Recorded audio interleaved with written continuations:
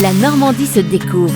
Dominique Kreuskopf. Bonjour, le château de Vendeuvre dans le Calvados, entouré d'un des plus beaux jardins de France, va certainement vous émerveiller. Entre parterres à la française, labyrinthes végétaux et mécanismes d'eau, le château de Vendeuvre offre un moment d'évasion unique. Il est composé de 3 grands espaces et de 2 labyrinthes pour une escapade en famille. Le château est une merveille architecturale qui abrite notamment le musée du mobilier miniature, première collection au monde de ce type. Les jardins à la française ont été créés au milieu du XVIIIe siècle pendant la construction du château et ont été transformés en parc paysager au XIXe siècle. Mais c'est dans les années 1970 que le parc a été restauré pour prendre sa forme actuelle. Guy de Vendeuvre s'est inspiré des plans du XVIIIe siècle et a ajouté des créations sur le thème de l'eau et du topiaire. Parterres de buis, fontaines et jets d'eau, avec à l'horizon une arcade de verdure bordée de charmilles de tilleuls qui caractérise ces jardins à la française. De son côté, le jardin d'utilité comporte un vivier à poissons, un rare colombier à eau et une glacière pyramidale qui permettait d'entreposer la glace servant à préparer glace et sorbets consommés durant la saison chaude.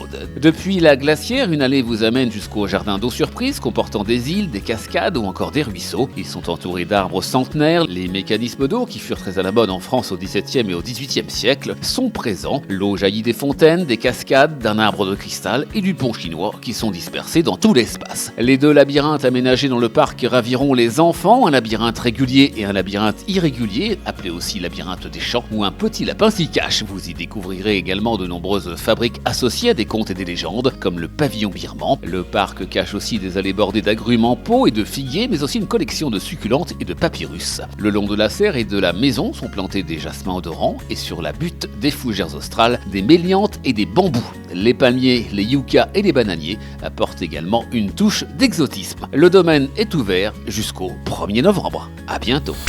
La Normandie se découvre. À réécouter en podcast sur horizonnormandie.fr et à retrouver sur BFM Normandie chaque week-end.